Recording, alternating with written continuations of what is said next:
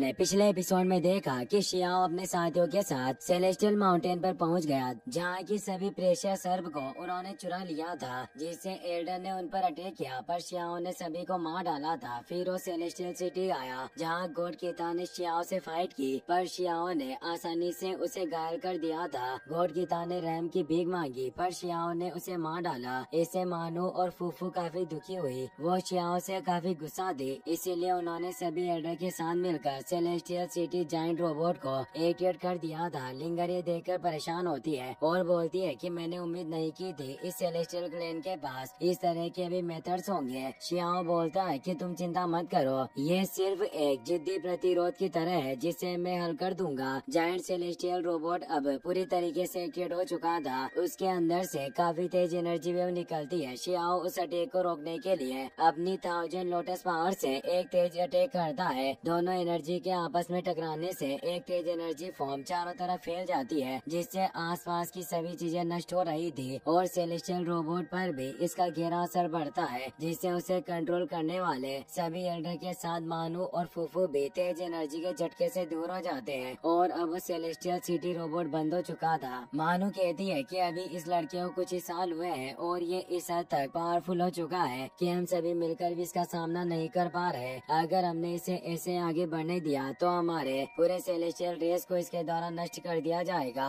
Yoshi कहती है कि हमें रुकना होगा, क्योंकि वो हमारा कबीला ही था जिसने बार बार शियाओ को तंग किया और उसे अपमानित किया, जिस वजह से आज हमें इन आपदाओं का सामना करना पड़ रहा है। इसके अलावा शियाओ कोई हृदयहीन और क्रूर व्यक्ति नहीं है जो हमें माफ न करे। हमें ठंडे दिमाग से काम लेना होगा और इस शत्रुता को मिटाना चाहिए। पर तभी उसे सेलेस्टियल मैजिक ऑर्ब में वापस से एनर्जी बढ़ जाती है और उस रोबोट के ऊपर एक फॉर्मेशन ओपन होता है, जिससे 6 जायंट बॉडीज रोबोट को पावर देते हैं। रोबोट की शक्ति कई गुना बढ़ जाती है। बाकी के एल्डर ये देखकर खुश होते हैं और कहते हैं कि 6 एशियन एंसेस्टर की बॉडी वापस प्रकट हो चुकी है। शियाओ कहता है कि यह 6 जायंट बॉडीज धर्मा इमेजेस की तरह है, जिसे इस सिटी में मौजूद लोगों से पावर नहीं दी जा रही। जरूर कोई बाहर से इसे पावर दे रहा होगा। लिंगर कहती है कि अब वक्त आ गया है कि मैं इसे इस मामले पर इन्वेस्टिगेशन करने के लिए मिरर ट्रेजर का इस्तेमाल करूं, और वो एशियन मिरर को बाहर निकालकर उससे सेलेस्टियल रोबोट को चेक करने लगती है, जिससे उसे पता चलता है कि दूर बादलों में छिपा हुआ दूसरा एवनली डीटी क्यूजिया उसे पावर दे रहा है। ये वही सेलेस्टियल सिटी का लीडर होता है जिसने शियाओ को तहखाने में कैद करके रखा था और उसे काफी ज्यादा प्रताड़ित किया। शियाओ भी ये देख चुका था। वो बोलता है कि क्यूजिया तुमसे मुझे पुराना हिसाब चुकता करना है। शियाओ पर उस सेलेस्टियल रोबोट के फायरबॉल से अटैक होने लगते हैं, पर उन अटैक से बचते हुए क्यूतुओ के पास पहुंच जाता है। उसके अंदर से काफी फियर्स तरीके से थंडर उत्सर्जित हो रहा था। क्यूजिया कहता है कि जूनियर, उस वक्त मैंने तुम्हारे साथ सख्ती से काम नहीं लिया। अगर तहखाने में मैंने तुम्हें मार दिया होता तो तुम इतने पावरफुल कभी नहीं बन पाते, इसीलिए तुम्हें मेरा शुक्रिया अदा करना चाहिए कि उस वक्त मैंने तुम पर करुणा दिखाई। शियाओ कहता है कि तुमने मुझे टॉर्चर किया और मारने की कोशिश की, फिर भी कह रहे हो कि तुमने मुझ पर करुणा से काम लिया। वो गुस्से में अपने इमोर्टल डालवा शॉट को बाहर निकाल लेता है और उसके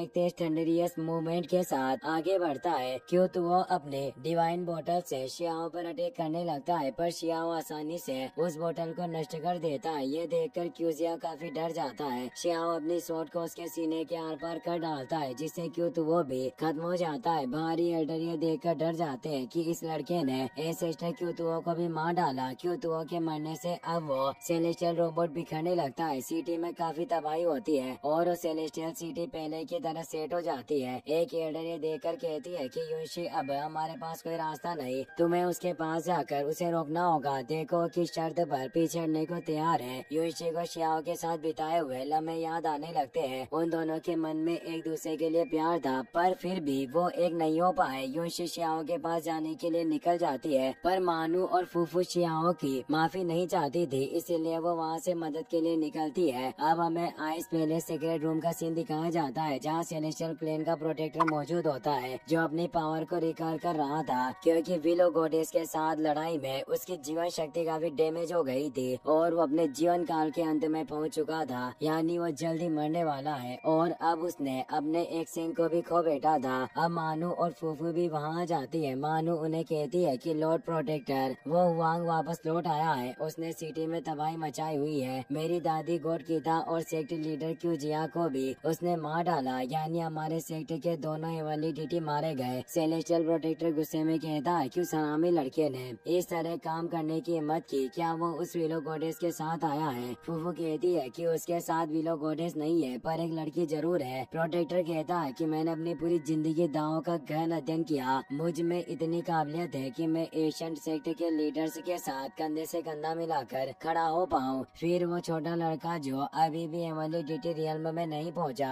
वो मेरे पूरे कुल को परेशान करने की हिम्मत कैसे कर सकता है? वो काफी गुस्से में वहाँ से निकल जाता है। वही हम यूशी को देखते हैं जो शियाओ के पास आती है। शियाओ से कहता है कि सेलेस्टियल क्लेन के लोग वाकई काफी बहादुर है, जो उन्होंने तुम्हें इस तरह बाहर भेज दिया। क्या उन्हें डर नहीं है कि मैं तुम्हारे खिलाफ भी एक्शन ले सकता हूँ? वो देखती है कि शियाओ ने लिंगर का हाथ थामा हुआ है, जिससे उसका दिल दुखता है। वो लिंगर से कहती है कि फायर क्लेन की प्रिंसेस लोअर रियल्म में हमारी मुलाकात हुई थी, तुमसे मिलकर मुझे काफी अच्छा लगा। लिंगर भी उसे कहती है कि वाकई काफी साल गुजर गए, मैंने उम्मीद नहीं की थी कि हम दोबारा मिल पाएंगे। यूशी उससे पूछती है कि क्या तुम ठीक हो? शियाओ कहता है कि मैं जानता हूँ कि तुम यहाँ क्या कहने आई हो, पर तुम्हें डायरेक्ट कहने में दिक्कत हो रही है, इसीलिए वापस लौट जाओ। यूशी कहती है कि मेरे कबीले के एल्डर ने मुझसे कहा है कि इस लड़ाई को रोककर वापस लौटने के बदले में तुम क्या चाहते हो? शियाओ बताता है कि तुम अपने कबीले के एल्डर से कहना कि उन्हीं लोगों ने मुझे ये सब करने पर विवश किया। यूशी कहती है कि मैं भी मानती हूँ कि उस वक्त मेरे कबीले के लोगों ने तुम्हारे साथ काफी गलत किया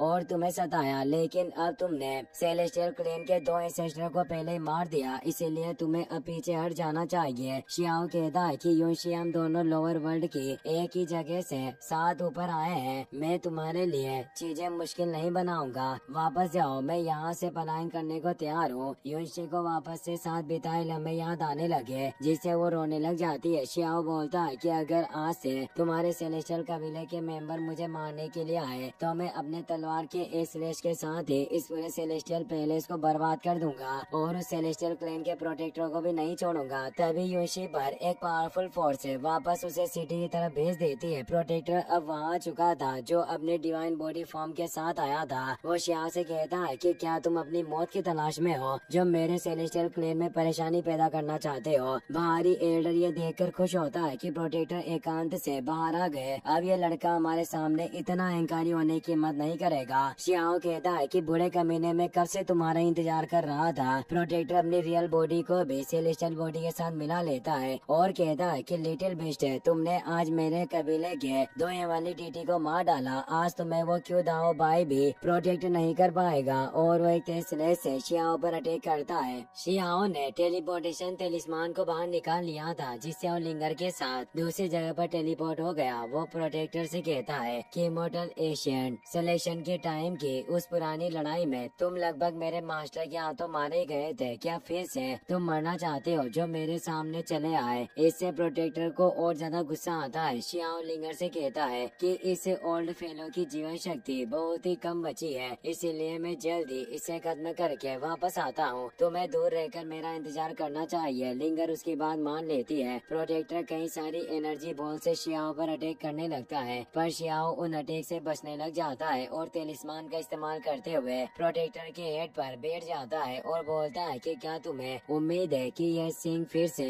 उग जाएंगे जिससे तुम्हारे माथे पर खुजली हो रही है? शियाओ उसका गुस्सा बढ़ा रहा था, जिससे वो अंधाधुंध शियाओ पर हमला करने लगता है और शियाओ तेलिस्मान की मदद से बच रहा था, जिससे सेलेस्टियल सिटी की कई सारी जगह बर्बाद हो रही थी। शियाओ अब ड्रैगन स्केल का इस्तेमाल करके प्रोटेक्टर पर पावरफुल अटैक करता है। वो अपनी पूरी पावर से उसे रोकने की कोशिश करता है, जिससे वो थोड़ा कमजोर हो जाता है। शियाओ उसके दोबारा सामने पहुंच जाता है। प्रोटेक्टर अपने ट्रू एसेंस को जलाकर अपनी पावर को बढ़ा लेता है और शियाओ पर अटैक करने लगता है और किसी तरह वो शियाओ को पकड़ लेता है, पर वो अपनी एनर्जी से शियाओ पर दबाव डालने की कोशिश करता है, पर उसे बिल्कुल भी दर्द नहीं हो रहा होता। प्रोटेक्टर कहता है कि मैं भी देखता हूँ कि अब तुम मेरे हाथ से बचकर कहाँ जाते हो, और वो उसे मारने के लिए एक तेज अटैक करने लगता है। शियाओ उसे फुसला रहा था। वो तेलिस्मान से वापस गायब हो जाता है और वो फायरबॉल अटैक से सिटी में बहुत तबाही होती है। शियाओ कहता है कि तुम्हारे इस फियर्स अटैक से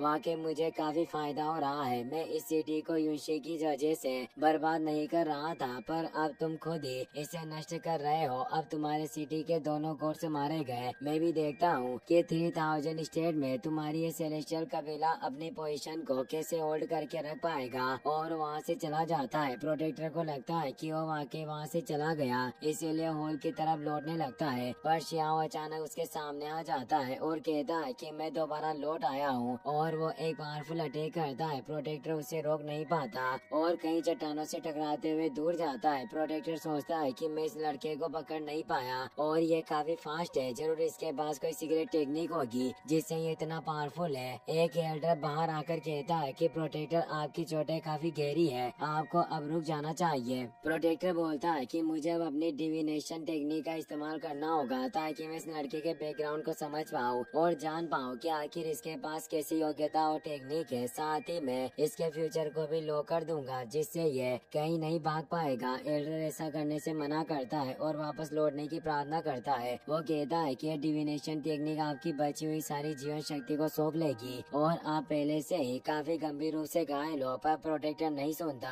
और कहता है कि मेरा जीवन वैसे भी जल्दी समाप्त होने वाला है, इसीलिए मुझे अपने कबीले के इस खतरे को खत्म करना ही होगा, और अपनी डिविनेशन टेक्निक को एक्टिवेट करने लगता है। एल्डर कहता है कि पिछली बार भी आप इस लड़के को मारने में कामयाब नहीं हुए थे। वो कहता है कि गॉडेस लियो ने इसे बचा लिया था जिससे मैं घायल हुआ, पर अभी इसे बचाने वाला कोई नहीं। वो अपनी डिविनेशन टेक्निक को एक्टिवेट कर लेता है जिससे चारों तरफ उसकी एनर्जी फैल जाती है। शियाओ लगातार वहाँ से टेलीपोर्ट होते हुए दूर जा रहा था और उसकी एनर्जी से बच रहा था, पर अब वो अपनी एनर्जी से शियाओ के भाग्य को देखने में कामयाब होता है, लेकिन इससे प्रोटेक्टर को काफी दर्द होने लगता है और उसकी आंखों से खून के आंसू निकलने लगे। वो शियाओ में फ्यूचर में एक बहुत ही पावरफुल पर्सन को देख पा रहा था जिससे शियाओ की सिर्फ एक झलक से उसकी बॉडी से काफी ज्यादा एनर्जी रिलीज होने लगती है और वो तड़प कर खत्म हो जाता है और उसकी बॉडी भी दष्ट बनकर गायब हो जाती है। सभी एल्डर काफी परेशान होते हैं क्योंकि अब उनका प्रोटेक्टर भी मर गया था, जिससे अब उनके कबीले में कोई भी पावरफुल गॉड नहीं था। शियाओ पावरफुल एनर्जी के साथ उनके सामने आता है और बोलता है कि तुम्हारे सेलेस्टियल क्लेन के सभी पावरफुल लोगों को मार दिया गया है, इसीलिए आज मेरा बदला यही खत्म होता है, और वो लिंगर के साथ वहाँ से निकल जाता है। सेलेस्टियल सिटी के सभी लोग उन्हें देख रहे थे और शियाओ के बारे में ही बातें कर रहे थे कि ये लड़का सिर्फ 20 साल का है और इसने इतनी कम उम्र में पूरे सेलेस्टियल क्लेन को हिलाकर रख दिया और 2 गॉड के साथ प्रोटेक्टर को भी मार डाला। अब सेलेस्टियल क्लेन की पूरी रॉयल फैमिली खत्म हो चुकी है। वाकई इस लड़के का फ्यूचर अकल्पनीय है। लिंगर शियाओ से पूछती है कि अब हम कहाँ जा रहे हैं। शियाओ कहता है कि अब हम तुम्हारे पिता यानी अग्नि सम्राट के पास जाएंगे।